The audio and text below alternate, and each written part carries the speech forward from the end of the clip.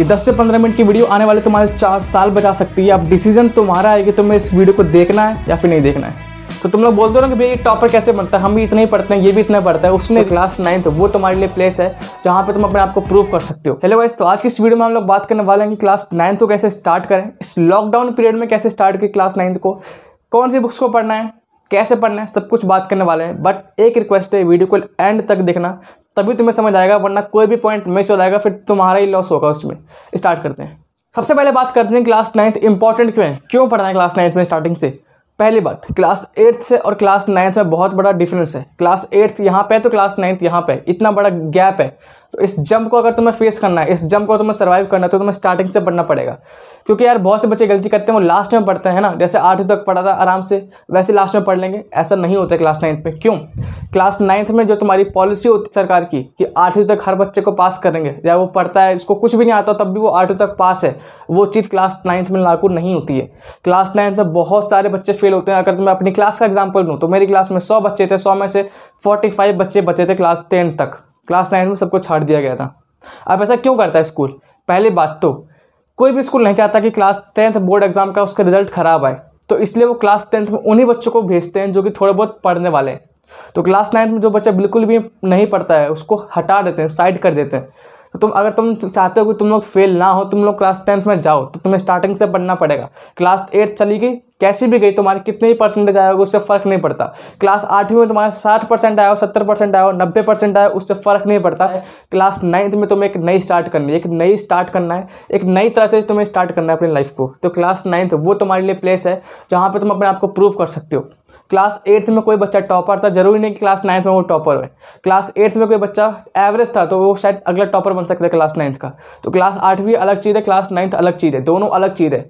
तुम लोग अभी से स्टार्ट कर सकते हो और शायद आने वाले अपने स्कूल के टॉपर बन सकते हो। तो अब बात करते हैं कि स्टार्ट करना कैसे है, कहाँ से पढ़ना है, कैसे पढ़ना है। सबसे पहली बात कि तुम्हारे क्लास 9 में सब्जेक्ट्स कौन कौन से हैं। तुम्हारे मैथमेटिक्स की एक बुक है, तुम्हारी साइंस की एक बुक है, एसएसटी में तुम्हारी 4 बुक्स आ जाएंगी। अभी तक तुम लोग क्लास 8th में एक तुम्हारी बुक थी एसएसटी की, बट अब तुम्हारी एसएसटी की 4 बुक होंगी, हिस्ट्री, ज्योग्राफी, पॉलिटिकल साइंस और इकोनॉमिक्स। तो अब तुम्हारा जो सिलेबस है वो बहुत वास्ट हो गया, तुम्हारा सिलेबस बहुत बड़ा हो गया है। ऐसे तुम्हारी हिंदी की भी तुम्हारी 2 बुक होगी और इंग्लिश की भी तुम्हारी 2 बुक होंगी।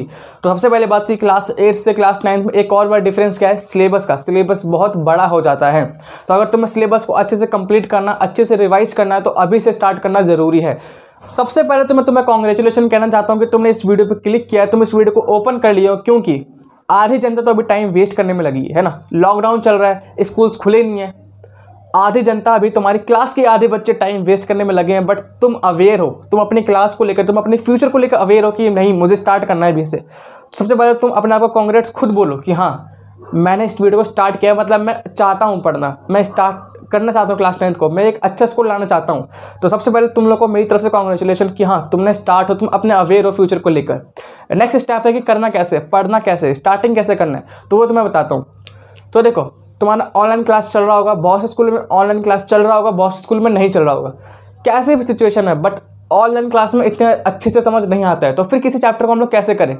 देखो, कोई भी चैप्टर तुमने लिया, क्लास 9th का मैथ हो गया, साइंस हो गया, एसएसटी हो गया, कोई भी चैप्टर हो गया, सबसे पहले उसको यूट्यूब से देखो, है ना। कोई भी चैप्टर है उसे तुम लोग यूट्यूब से देखो। तुम्हें बस यूट्यूब पर वो सर्च करना है टॉपिक, बहुत सारे तुम्हारे सामने वीडियोज आ जाएंगी ना। हर टीचर ने अच्छा पढ़ाया, किसी भी टीचर को फॉलो करा। बट एक बात बोलना चाहता हूँ कि अगर तुमने किसी एक चैप्टर की वीडियो देख ली है ना, तुमने किसी एक टीचर को फॉलो कर रहे हो तो पूरे साल उसको फॉलो करना। ये नहीं कि तुमने आज इसकी वीडियो देख ली कि कल किसी और की देख ली, नहीं। अगर तुम किसी एक टीचर से यूट्यूब पे इंग्लिश पढ़ रहे हो तो पूरे साल उनसे ही पढ़ना, ताकि तुम्हारा फ्लो बने रहे, तुम्हारा फ्लो ब्रेक ना हो। तो सबसे पहले कोई भी चैप्टर तुम स्टार्ट करो तो उससे तुम यूट्यूब पे देखना। यूट्यूब तुमने एक बार देख लिया, उसके बाद तुरंत जैसे तुम लोग वीडियो देख रहे हो उसके नोट्स बनाओ। तुम्हें तुरंत नोट्स बनाना है, ये नहीं कि मैं कल बना लूँगा, परसों बना लूँगा, तुम तुरंत नोट्स बनाओ। नोट्स मतलब क्या? नोट्स मतलब कि जो भी तुमने यूट्यूब वीडियो से देखा है उसको अपनी लैंग्वेज में उतार लो एक बार कॉपी से, है ना। ये नहीं कि जो टीचर ने पढ़ाया उसको उतार ले सेम टेम, ऐसा टेपना नहीं है। जो भी तुम्हें यूट्यूब वीडियो से समझाया किसी टीचर ने, उसको अपनी लैंग्वेज में एक नई कॉपी बनाओ। अभी कॉपी बनाओ नोट्स की यार, उस पर नोट्स बनाओ तुरंत ही। जो तुमने नोट्स बनाया है उसको सेम डे तुम्हें रिवाइज करना है, एक बार सेम डे तुम्हें रिवीजन करना है उसको, उस नोट्स का जो तुमने बनाया है ना। तुमने यूट्यूब वीडियो से देखा कोई चैप्टर, उसके नोट्स बनाए खुद से हैंड रिटन, उसको सेम डे पर तुम्हें रिवाइज करना है, सेम डे। इससे क्या होगा, अगर तुमने कोई चीज़ पढ़ी है आज, तुम उससे आज ही रिवाइज कर लेते हो, तुम्हारे माइंड में बैठ जाएगा वो। है ना, तुम मुझसे भूलोगे नहीं, क्योंकि क्लास 9th में सिलेबस बहुत बड़ा है, तो इसलिए हमें चीज़ों को याद करना पड़ेगा। तो ये नहीं कि हम लोग बाद में याद करेंगे, कल याद कर लेंगे, नहीं भाई, टाइम कम है, सिलेबस ज़्यादा है, जो पढ़ा है उसको तुरंत के तुरंत याद कर लो। तो कोई भी चैप्टर पढ़ा है यूट्यूब से, उसके नोट्स बनाए, उसको सेम डे रिवाइज कर लिया, ठीक है। इसके बाद इस नोट्स को 7 दिन बाद तुम्हें पढ़ना है। ऐसा क्यों भैया, क्यों कह रहे हो 7 दिन बाद पढ़ने को? मैं दोबारा बोल रहा हूँ, सिलेबस बड़ा है, कंटेंट बहुत ज़्यादा है, 8वीं से 9वीं के गैप में बहुत बड़ा डिफरेंस है, और मैं तुम्हारा सीनियर हूँ, मैं 4-5 साल तुमसे बड़ा हूँ, मुझे पता है क्या होता है ना। तो मैं पहले से बता रहा हूँ क्या होने वाला है तुम्हारे साथ। अगर तुम लोग नोट्स को रिवाइज नहीं करोगे तो एग्जाम टाइम में तुम्हें प्रॉब्लम होगी कि ये कब पढ़ा था मैंने, ये वहाँ से पढ़ा था, इसको कैसे रिवाइज करें। अभी से स्टार्ट कर दो पढ़ने की। नोट्स पढ़ा, सेम डे रिवाइज किया, उसको 7 दिन बाद रिवाइज कर लो। इसी नोट्स को फिर तुम लोग 21 दिन बाद रिवाइज कर लेना। पहले बार तुमने उसी दिन रिवाइज किया, उसके बाद 1 हफ्ते बाद उसको नोट्स को रिवाइज करो, उसके बाद 1 महीने बाद 21 दिन बाद उन नोट्स को रिवाइज करो। इस स्टेप तक अगर तुम लोग पहुंच गए, तुम में से कोई अगर इस स्टेप तक पहुंच गया, मैं गारंटी ले सकता हूँ कि तुम चैप्टर भूलोगे नहीं। अगर तुम यहाँ तक इस स्टेप तक पहुंच गए, इस स्टेप तक, तो अगर रात में तुमसे 2 बजे उठाकर तुमसे पूछोगे इस चैप्टर में क्या था, तुम लोग बोलने लग जाओगे। ये होती है पावर ऑफ रिवीजन, ये होती है रिवीजन की पावर। तो रिवीजन को अंडर एस्टिमेट मत करो, रिवीजन बहुत इंपॉर्टेंट है। रिवीजन ही एक ऐसी की होती है जिससे कोई बच्चा टॉपर बनता है ना। तो तुम लोग बोलते हो ना कि भाई ये टॉपर कैसे बनता है, हम भी इतना ही पढ़ते हैं, ये भी इतना पढ़ता है, उसने रिवीजन ज़्यादा किया है। बच्चे मेरे भाई, उसने रिवीजन ज़्यादा किया है। तो किसी टॉपर में किसी एवरेज बच्चे में यही डिफरेंस है कि एवरेज टॉपर नहीं बन पाता क्योंकि उसने रिवीजन कम किया है। तो अगर तुम अपने रिवीजन को बढ़ा दो, तुम लोग टॉपर बन सकते हो। तो अगर तुम्हें इस चीज़ को फॉलो करना है, कोई भी चैप्टर स्टार्ट किया, उसके नोट्स बनाना है, तुरंत सेम डे रिवाइज करना है, 7 दिन बाद रिवाइज करना है उसको, उसके बाद 21 दिन बाद रिवाइज करना है। ये चीज़ फॉलो कर लिया, कोई भी चैप्टर नहीं भूलोगे, अपने एग्जाम में पूरे आंसर लिख के आओगे, पूरे नंबर लिख के आओगे। अब बात करते हैं कि भैया कोई रेफरेंस बुक लेनी है क्या। देखो, तुम्हारे जितने भी सब्जेक्ट है उनकी एनसीईआरटी तुम्हारे पास होगी, नहीं होगी तो जाके परचेज कर लो। अगर अफोर्ड नहीं कर सकते हो तो ऑनलाइन तुम्हें मिल जाएगा, है ना। तुम्हें ऑनलाइन एनसीईआरटी की पीडीएफ मिल जाएगा, उससे पढ़ सकते हो। तो ये मत बोलना कि मेरे पास रिसोर्सेज नहीं है, रिसोर्सेज तुम्हारे पास हैं। अभी तुम्हारे पास इंटरनेट है, सबसे बड़ा रिसोर्स यही है। तुम्हें एनसीईआरटी सबकी पढ़नी पड़ेगी, बट मैं तुम्हें रेफरेंस बुक रिकमेंड करूँगा 2 सब्जेक्ट की, साइंस और मैथमेटिक्स की। बिल्कुल, रेफरेंस बुक क्या होती है भैया? रेफरेंस बुक वो बुक होती है जो कि तुम्हारी एनसीईआरटी से अलग होती है। मतलब तुम रेफरेंस बुक में तुम्हारा डिटेल में दिया होता है। तो क्लास 9 एक बेस क्लास है तुम्हारे आने वाले 4 साल 10th 11th 12th इनका बेस है क्लास 9। तो क्लास 9 में तुम लोग कंसेप्ट सीखते हो। तो अगर क्लास 9 में किसी बच्चे ने कंसेप्ट स्ट्रॉन्ग कर लिया तो आने वाली क्लास में उससे प्रॉब्लम नहीं होगा, है ना।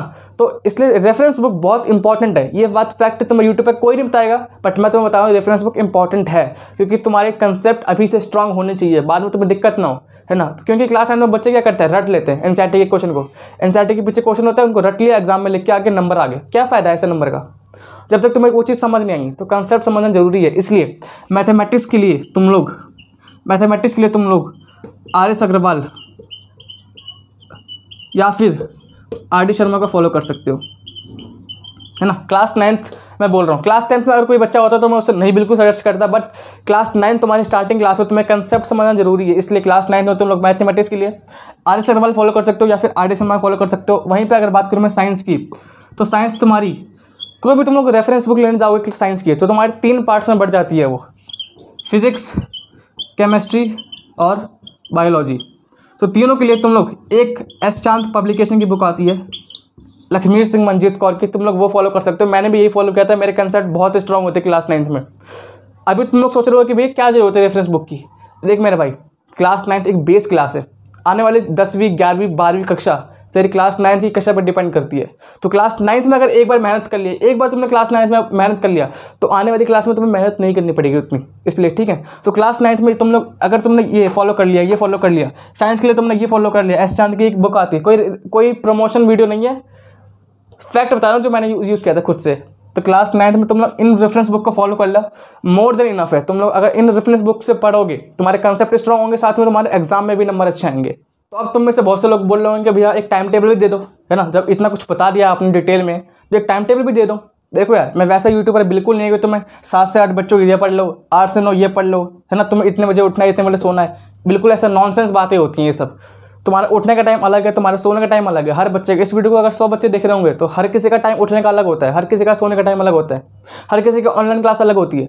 तो मैं एक तुम्हें टाइम टेबल दे ही नहीं सकता, बट मैं तुम्हें एक प्रॉपर एक स्ट्रक्चर दे सकता हूँ कि हाँ तुम इस तरह से अपना टाइम टेबल बना सकते हो। टाइम टेबल तुम्हें खुद ही बनाना पड़ेगा अपना।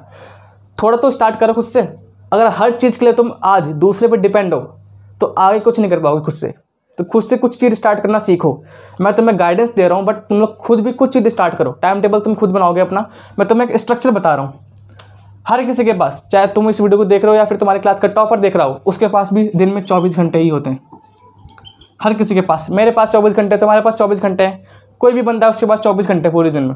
अगर इसमें से मैं 8 घंटे निकाल दूँ स्लीप के, 8 घंटे तुम लोग सोगे, है ना, आराम से 8 घंटे सोना है, कोई जल्दी वाली बात नहीं है। 8 घंटे सोगे, 3 से 4 घंटे तुम्हारे ऑनलाइन क्लास में चले गए, है ना। अगर तुम्हारी ऑनलाइन क्लास हो रही है तो 3 से 4 घंटे चले जाएंगे। अगर तुम्हारी क्लास स्कूल में ऑनलाइन क्लास नहीं हो रही है, तुम्हारे काम का, तुम्हारे जो असाइनमेंट मिलते हैं उसका मैंने तुम्हें 3 से 4 घंटे दे दिया प्रॉपर। बहुत टाइम दे दिया मैंने, वैसे ज़्यादा दे दिया टाइम मैंने। 8 घंटे स्लीप में, 3 से 4 घंटे ऑनलाइन क्लास में, हो गए 12 घंटे। अगर 4 घंटे में तुम्हें और दे दूँ किस चीज़ के, तुम्हारे लंच के, तुम्हारे ओवरऑल फूड के ना, तुम्हारे लंच डिनर ब्रेकफास्ट अब आ गया इसमें 3 से 4 घंटे में, कितने घंटे बच गए? 8 4 12 4 16, तुम्हारे बच गए 8 घंटे। इन सबको हटा के तुम्हारे पास 8 घंटे बच गए। अब जो ये 8 घंटे हैं ये तुम्हारे ऊपर डिपेंड करता है कि तुम लोग इनको यूटिलाइज करते हो, तुम लोग को इन्वेस्ट करते हो इस चीज़ में, या तुम लोग किसी चीज़ में वेस्ट करते हो। इन 8 घंटे में तुम लोग अपना गेम खेलते हो, पबजी खेलते हो, या फिर तुम लोग कोई अच्छी वीडियो देखते हो, है ना। ये तुम्हारे ऊपर डिपेंड करता है इन 8 घंटे में तुम लोग पढ़ाई करते हो या तुम लोग टाइम वेस्ट करते हो, तुम्हारे ऊपर डिपेंड करता है।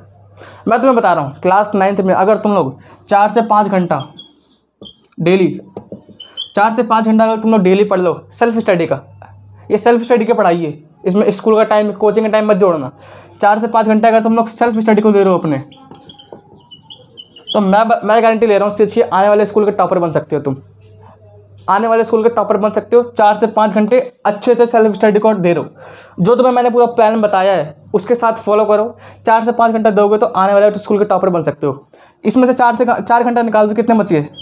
4 घंटा। इन 4 घंटे तुम्हारा फ्री टाइम है, तुम इसमें एंटरटेनमेंट करो, अपना गेम खेलो, है ना, कहीं बाहर घूमने चले जाओ। अगर से घूमना भी अलाउड नहीं है, कोविड चल रहा है, तो इसमें तुम लोग 4 घंटा तुम्हारे पास फ्री टाइम है, तुम लोग कुछ भी कर सकते हो तुम्हारे अकॉर्डिंग, है ना। तो तुम्हारा पूरा स्ट्रक्चर बता दिया मैंने कि कैसे तुमने को, तुम्हारे खेलने को भी टाइम मिल गया, तुम्हारे पढ़ाई का भी टाइम मिल गया, तुम्हारे ऑनलाइन क्लास का भी टाइम मिल गया, तुम्हें सोने का भी टाइम मिल गया, तुम्हारे खाने का भी टाइम मिल गया। तो तुम्हें ऐसे टाइम टेबल बनाना है अपने हिसाब से। तो आज की इस वीडियो में इतना ही। आई होप कि तुम्हारी दिमाग की बत्ती जली होगी, तुम्हें मोटिवेशन मिला होगा कैसे पढ़ना है ना, तुम्हारी आँख खुली होगी क्लास 8वीं और क्लास 9वीं में कितना अंतर है। तो ये चीज़ तुम्हें पूरे साल तुम्हें गाइडेंस देने वाला हूँ, इसलिए अगर पहली बार चैनल पे आए हो तो चैनल को सब्सक्राइब कर देना। ये अपने फ़ायदे के लिए नहीं बोल रहा, मैं तुम्हारे फ़ायदे के लिए बोल रहा हूँ कि तुम लोग को गाइडेंस चाहिए पूरे साल, है ना। पूरे साल तुम्हें अगर तुम्हारे साथ चाहिए, पूरे साल तुम्हारे साथ देने वाला हूँ, बस तुमसे मैं एक सब्सक्राइब मांग रहा हूँ, है ना। जो नीचे तुम्हारा सब्सक्राइब आ रहा होगा रेड कलर का, उसको दबा दो, इस सब्सक्राइब बटन को दबा दो, साथ में उसके बेल आइकन आएगा, उस बेल आइकन को ऑल पे दबा देना। क्यों दबाना ऑल पे? ताकि जब भी कोई वीडियो डालूँ तो उसकी नोटिफिकेशन आप तक सबसे पहले पहुँच जाए। तो उसके सब्सक्राइब करके उस बेल आइकन को जरूर प्रेस करना।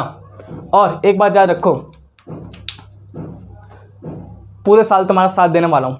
कोई भी दिक्कत हो नीचे कमेंट करो, कोई भी डाउट हो तुम्हारे नीचे कमेंट करो, डेफिनेटली रिप्लाई करूँगा। और इस वीडियो को अपने सारे दोस्तों के साथ शेयर करना ताकि उनका भी फ़ायदा हो, उनको भी बेनिफिट हो। ये मत सोचना कि शेयर करने से उसका फ़ायदा हो जाएगा, मेरा नुकसान हो जाएगा। शेयर करने से हमेशा फ़ायदा ही होता है। किसी को ज्ञान देने से ज्ञान बढ़ता है, कम नहीं होता है। तो इसलिए इस वीडियो को सारे ग्रुप में, जितने भी तुम्हारे व्हाट्सएप ग्रुप में, सब में फैला दो कि इस साल कहर मचने वाला है। तब तक के लिए goodbye, see you and take care.